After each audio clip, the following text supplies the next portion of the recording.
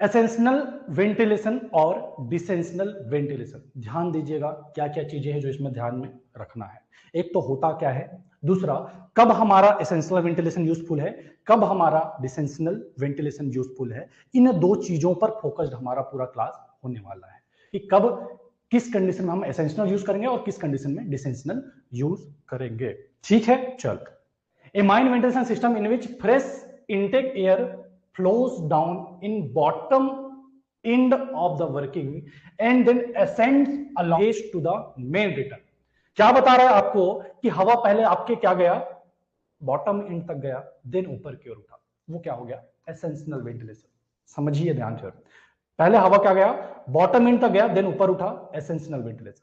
डिसेंशियल में क्या होता है, ऊपर से ही वेंटिलेट करते हुए आता है। चलो डायग्राम से समझते हैं, ठीक है।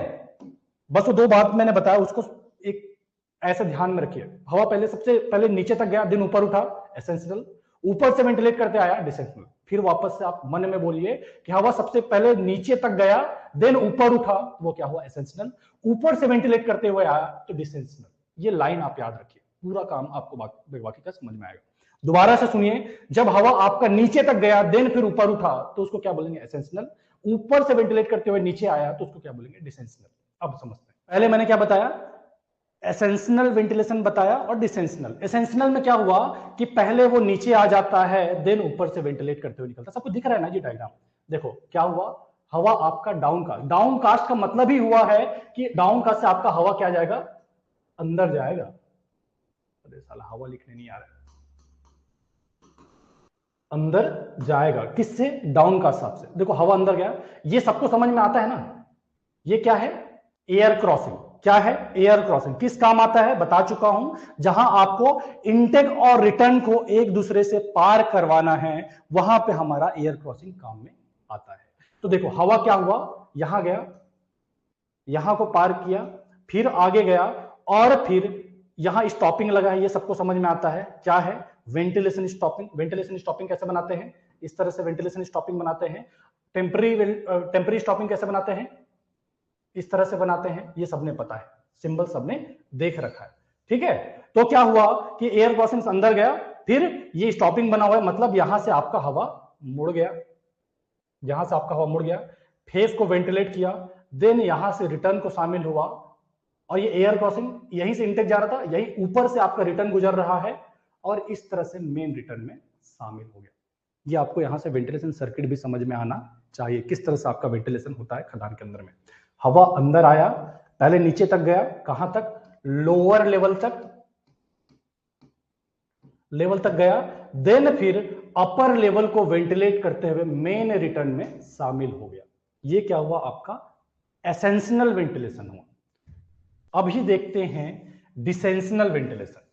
अभी देखते हैं कौन सा, डिसेंशनल वेंटिलेशन। ध्यान दीजिए, हवा आपका यहीं से अंदर आया, हवा आपका यहीं से अंदर आया, और ये अंदर आते हुए यहां से कुछ हवा मुड़ गया। दो डिस्ट्रिक्ट चल रहा है, स्प्लिट ए और स्प्लिट बी। क्या हुआ कि डाउन का हिसाब से आपका हवा अंदर आया, और यहां से क्या हुआ, मुड़ गया, ये अपर लेवल को वेंटिलेट करते हुए लोअर लेवल में गया, देन रिटर्न में शामिल होके ये मेन रिटर्न पे जा मिला। यहां पे देखिए, इधर कोई आपका स्टॉपिंग वगैरह नहीं लगा है, तो ये हवा क्या जाएगा, नीचे भी जाएगा। इधर संप रहता है, किधर, डीप साइड में। डीप साइड में आपका पानी वानी का भराव रहता है, संप रहता है। क्या हुआ, हवा अंदर आया, एयर क्रॉसिंग को पार करके इस तरह से नीचे तक आया, कुछ हवा नीचे भी गया होगा सम साइड, और इस तरह से मुड़ करके क्या हुआ, ये बाहर रिटर्न में निकल गया।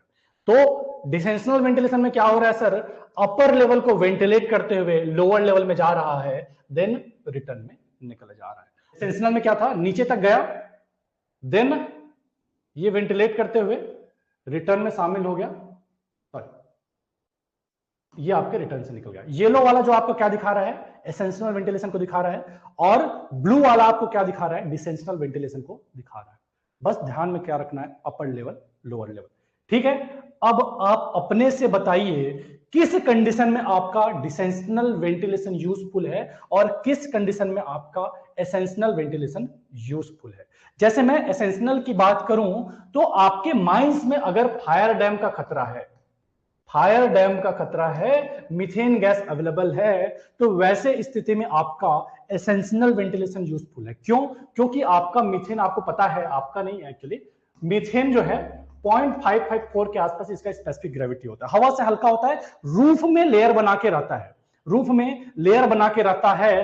अगर मीथेन वाले माइंस के अंदर में आप डिसेंशनल वेंटिलेशन यूज करें, यहां से मुड़ करके अगर ऊपर से आने लग जाए तो मीथेन को क्या करें, आप पूरे खदान के अंदर में घुमा रहे हैं, खदान के अंदर में घुमा रहे हैं, वो राइट साइड में है, खदान के अंदर में घुमा रहे हैं, मतलब खतरनाक स्थिति आप पैदा कर रहे हैं। तो मीथेन अगर है तो वैसे कंडीशन में आपका कौन सा अच्छा है, एसेंशियल वेंटिलेशन अच्छा है। क्यों? लेट सपोज आपके राइट साइड में मीथेन गैस का जमाव है, राइट साइड में मीथेन गैस का जमाव है, आपने क्या करा, पहले नीचे तक हवा को लेके गए और फिर यहां से मोड़ करके यहां पे जो भी मीथेन है उसको पकड़ लेगा और डायरेक्ट रिटर्न में शामिल कर देगा। जो भी मीथेन था राइट साइड में रहेगा, तो राइट साइड के मीथेन को पकड़ा और रिटर्न में शामिल कर दिया, आपका हवा बाहर निकल गया, मीथेन का कोई दिक्कत ही नहीं है। हॉट एंड डीप में डिसेंशन बता रहे हैं, ठीक है। वो रटे हुए चीजों, खैर आपको समझ में भी आ रहा होगा, बहुत अच्छी बात है, लेकिन अभी आपको रीजन समझ में आ रहा होगा, क्लियर कट दिख रहा होगा। क्यों? क्योंकि एसेंशियल के केस में नीचे तक जाना, ऊपर लेके जाना, मीथेन आपका ऊपर की ओर रहता है, राइट साइड की डीप, डीप में बता रहा हूं, नीचे की ओर डीप है, तो ऊपर की ओर आपका मीथेन रहेगा, उसको लेते हुए रिटर्न में शामिल हो गया, खतरा ही नहीं, कोई दिक्कत ही नहीं है। कब? जब एसेंशियल रहेगा और फायर डैम के केस में बड़ा यूजफुल हो जाएगा। अगर आपका माइंस क्या है, डीप है, गहरा है, डेप्थ उसका ज्यादा है, हॉट है, गर्मी ज्यादा है, वैसे कंडीशन में आपका डिसेंशनल वेंटिलेशन यूजफुल है। क्यों? क्योंकि देखो, अगर डीप है आपका माइंस तो जैसे जैसे हवा आगे बढ़ता है उसका अपने आप हीट और बढ़ते चले जाता है, तो ज्यादा डिस्टेंस अगर वो ट्रेवल करेगा, लेट सपोज मैं इसी को एसेंशियल मान के चलूं, तो ये ज्यादा डिस्टेंस अगर ट्रेवल किया, नीचे तक आया, निगेटिव चीज बता रहा हूं ना, ज्यादा डिस्टेंस ट्रेवल किया, नीचे तक अगर आया और नीचे से आप ऊपर लेके गए, तो दो तीन चीजें होंगी। एक तो डीप माइंस है, डीप माइंस है तो हॉट है, गर्म है, ठीक है। जियोथर्मल ग्रेडियंट आप लोग जानते हैं ना, हर एक 38 मीटर के बाद में 1 डिग्री बढ़ जाता है टेम्परेचर। तो नीचे तक जाएंगे तो एक तो आपका फ्रिक्शन के कारण उसका हीट बढ़ा, डेप्थ ज्यादा होने के कारण हीट बढ़ा। तीसरा चीज, संप एरिया में जो गैस रहेगा, संप एरिया में कौन सा गैस मिलता है, पूछा जाता है आपके एग्जाम में, कार्बन डाइऑक्साइड, वो गैस भी आपका क्या हो जाएगा, क्या हो जाएगा, इसके साथ शामिल हो जाएगा और इधर से आपके वर्किंग फेज के अंदर में घुस जाएगा, वर्किंग फेज के अंदर में घुस जाएगा। और ये जो गर्म हवा है यहां पे काम करने वालों के लिए एक खराब एनवायरनमेंट क्रिएट कर देगा, अगर हम किससे करते हैं, एसेंशियल से करते हैं। तो ऐसे में आप क्या करें, डायरेक्ट हवा को यहां से लाइए, वर्किंग फेज पे घुसाइए, जो भी काम कर रहे हैं वो बढ़िया बढ़िया काम करेंगे, उसके बाद में काम करने के बाद हवा को यहां से रिटर्न में शामिल कर दीजिए, फिर वो संप में घूमे कहीं और घूमे, क्या फर्क पड़ता है, यहां से वो रिटर्न में शामिल हो जाए। कार्बन डाइऑक्साइड निकालना कोई बात नहीं, निकलो, ठीक है, तो कोई फर्क तो पड़ना नहीं हमको रिटर्न से, हमको तो वर्किंग फेज में ताजा हवा मिल रहा है ना। हॉट एंड ह्यूमिड माइंस है, कोई बात नहीं, डीप ज्यादा है, हमको तो तुरंत हवा फ्रेश मिल गया, यहां से हवा फिर यहां से वेंटिलेट करते हुए रिटर्न में शामिल हो गया, गहरे कितना जाए, कितना भी दूर जाए, हमको क्या फर्क पड़ता है। समझ में आ रहा है, चीजें क्लियर है, क्यों एसेंशियल वेंटिलेशन। अभी वो लाइन को वापस से पढ़ लेते हैं, पीछे जो था, अब वो लाइन समझ में आ जाएगा, ठीक है। डायग्राम क्लियर है, कैसे हो रहा है, क्या हो रहा है, समझ में आ रहा है, अभी लाइन को समझ लेते हैं। देखिए क्या बता रहा है, ventilation by a current of air travelling, अरे तो होमोट्रोपल इंटरट्रोपल आ गया जी, हाँ, क्या बोल रहे हैं, mind ventilation system in which the fresh air intake flows down in the bottom and, mind air जो है वो क्या कर रहा है, बॉटम इन तक जा रहा है, देन फिर वर्किंग फेज पे पहुंच रहा है, उसको हम क्या बोल रहे हैं, एसेंशियल वेंटिलेशन बोल रहे हैं। एसेंट मतलब ऊपर की ओर चढ़ रहा है, उसको हम क्या बोल रहे हैं, क्या बोल रहे हैं, एसेंशियल वेंटिलेशन बोल रहे हैं। कब यूजफुल है, फायर डैम इज लाइटर, जो आपका मीथेन है, फायर डैम क्या होता है, हवा से हल्का होता है, हवा से हल्का होता है, ये क्या होता है कि इसलिए easily carried out to the higher level, वो आसानी से ऊपर लेवल की ओर चला जाता है, ठीक है, आराम से उसको बाहर निकाल पाते हैं, हवा से हल्का है करके। किस केस में, एसेंशियल वेंटिलेशन के केस में। डिसेंशियल में क्या होता है कि a ventilation system with the low downcast air is conducted to the top end of the working, basically आप क्या कर रहे हैं, जो डाउनकास्ट एयर है उसको आप कहां पहुंचा रहे हैं, top end of the panel, जो पैनल के टॉप इंड है, जो वर्किंग का टॉप इंड है वहां तक पहुंचा रहे हैं, देन फिर लोअर इंड तक वहां से लेके जा रहे हैं।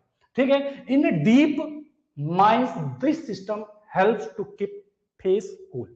अगर आपका खदान गहरा है, वैसे माइंस के अंदर में आपको फेस को ठंडा रखने के लिए डिसेंशनल वेंटिलेशन बड़ा काम में आपके आता है। In hot and deep mines the air has not to pass over winter water drain. Basically और आपको बता रहा था कि आपको नीचे में संप रहता है मतलब पानी जो है, और पानी के पास में क्या रहता है, CO2 का दिक्कत होता है। तो जब आपका हॉट एंड डीप माइंस है, वैसे में आपको एयर को कोई ड्रेन वेन वाली जगह से पास करवाने की जरूरत नहीं पड़ती है। वो पहले आपके जाता है फेस में, देन फिर जाता है बाहर की ओर। तो होता क्या है कि आपको फेस पे, जो वर्किंग फेस है, वहां पे सूखा और ठंडा कंडीशन मिलता है, मतलब ड्राई एयर आपको मिलता है, ठंडा एयर आपको मिलता है। यही वाटर ड्रेन से होके आएगा तो क्या होगा कि आपको ह्यूमिड एयर मिलेगा। ठीक है, डीसी अभी ये हो गया हमारा। अभी आप बताइए क्या पूछना है, आप कुछ है तो बताइए। हॉट एंड डीप माइंस के लिए descensional essential ventilation downcast, descensional ventilation upcast, बराबर नहीं समझा। एसेंशियल वेंटिलेशन में डाउनकास्ट से अपकास्ट की ओर जा रहे हैं, और नहीं मतलब नहीं मतलब लोअर लेवल से अपर लेवल की ओर जा रहे हैं एसेंशियल में, और डिसेंशनल में अपर लेवल से लोअर लेवल की ओर आ रहे हैं, ऐसा बोल सकते हैं। ये क्या पूछना चाह रहे हैं, इतना सिंबॉलिक मत पूछो यार, थोड़ा कम जानता हूं भाई मैं। ठीक है, चलो कुछ है तो बताइए, दिन आगे बढ़ते हैं फिर। ठीक है, चलो क्लियर है मेरे ख्याल से, बहुत अच्छी बात है, बड़े समझदार हो, एक बार में समझ जा रहे हो। ठीक है, कि बोले सर हड़काते बहुत नहीं पूछते। ठीक है, मैं कोशिश ये करता हूँ कि एक बार में समझ में आ जाए, क्योंकि दोबारा समझाने में बड़ा दिक्कत वाला चीज है। अगर आप फोकस रहेंगे तो मेरे ख्याल से एक बार में समझ में आना भी चाहिए। होमोट्रोपल वेंटिलेशन और एक है एंटीट्रोपल, बहुत आसान है उतना ही आसानी से निकालते हैं। क्या होगा कि अगर आपका मिनरल और हवा दोनों सेम डायरेक्शन में फ्लो करेगा, मिनरल और हवा, मिनरल जो खदान से बाहर हम निकाल रहे हैं और हवा जो खदान के अंदर में जा रहा है, दोनों अगर सेम डायरेक्शन में फ्लो करे तो हम उसको क्या बोलेंगे, होमोट्रोपल। होमो समझ में आता है ना जी, होमो समझ में आता है ना, क्या बोलते हैं, लड़का लड़की से, क्या लड़का लड़के से प्यार कर रहा है या लड़की लड़की से प्यार कर रहा है, उसको हम होमो बोलते हैं ना, कि बोले साला लड़की लड़की के साथ सेटिंग करके रखे। वैसे ही समझ लो, ये दोनों सेम सेम है, लड़का लड़के के साथ लगा है, ये लड़की लड़के के साथ लगा, तो उसको होमो बोलते हैं बेसिकली। वैसे ही आप समझ लीजिए कि दोनों अगर सेम डायरेक्शन में फ्लो करेगा, मिनरल और एयर दोनों सेम डायरेक्शन में फ्लो करेगा तो उसको होमोट्रोपल, और जब मिनरल और एयर दोनों अपोजिट डायरेक्शन में फ्लो करेगा तो उसको हम क्या बोलेंगे, एंटीट्रोपल बोलेंगे, एंटीट्रोपल बोलेंगे। अभी मैं और अच्छे से समझाता हूं, एक बार डायग्राम देख लेते हैं, देन आते हैं वापस इसमें। देखिए लॉन्ग वॉल फेस है, लॉन्ग वॉल फेस में आपका AFC है, दूसरा इधर भी AFC। देखिए यहां पे देखिए आपका हवा, जो ब्लू लाइन है वो हवा हुआ, ये आपका मटेरियल हुआ। मटेरियल और हवा दोनों क्या जा रहा है, दोनों एक ही डायरेक्शन में जा रहा है, होमोट्रोपल। यहां पे देखिए आपका मटेरियल तो इधर से जा रहा है, लेकिन हवा इधर जा रहा है, एंटीट्रोपल। ठीक है, ठीक है, दोनों अलग अलग है, तो क्या हुआ, एंटीट्रोपल। अभी समझिए कि क्या होगा अगर होमोट्रोपल हो और एंटीट्रोपल हो, तो दोनों से फर्क क्या पड़ेगा। ये लाइन को डायरेक्ट याद कर सकते हैं, क्योंकि देखो ये सारा जो बता रहा हूं ना, उसमें पूछने लायक क्वेश्चन ये सब बनता है कि लेस डस्ट कौन से वेंटिलेशन में क्रिएट होगा, लेस डस्ट कौन सा वेंटिलेशन सिस्टम में क्रिएट होगा, तो होमोट्रोपल वेंटिलेशन के केस में डस्ट कम क्रिएट होगा। इस बात को आप समझिए कि आपका मटेरियल जा रहा है इधर और हवा भी जा रहा है इधर, तो सिंपल सी बात है ना यार, क्यों, मतलब दोनों के बीच फ्रिक्शन क्रिएट हो भी नहीं करेगा, तो सेम है, तो क्या होगा कि डस्ट कम क्रिएट होगा, डस्ट कम क्रिएट होगा। अगर दोनों अपोजिट डायरेक्शन में चले तो जो भी उसके पार्टिकल्स है वो टकराएंगे और डस्ट क्रिएट करेंगे। तो डस्ट कौन से केस में कम क्रिएट होगा, तो होमोट्रोपल के केस में आपका डस्ट कम क्रिएट होगा। In this system velocity of air relative to coal is less compared to an antitropal. इस लाइन को डायरेक्ट याद कर सकते हैं। क्या है कि ये जो सिस्टम है होमोट्रोपल, उसमें जो वेलोसिटी है एयर का, वेलोसिटी जो है वो एयर का, वो क्या होगा, कम होगा। वेलोसिटी लेजर होगा एज कंपेयर टू एंटीट्रोपल। किसमें, होमो में। होमो में वेलोसिटी एंटीट्रोपल के कंपैरिजन में कम होगा। बस ये दो बात ध्यान में रखिए, बाकी होमो क्या है, एंटी क्या है, ये सारा तो आपको समझ में आ ही गया। चलिए आगे बढ़ते हैं, उस टॉपिक में ज्यादा टाइम मेरे ख्याल से देने की जरूरत नहीं है। कहीं नहीं बोलूंगा होमो ट्रिपल, पेन दूसरा यूज करिए सर। चलो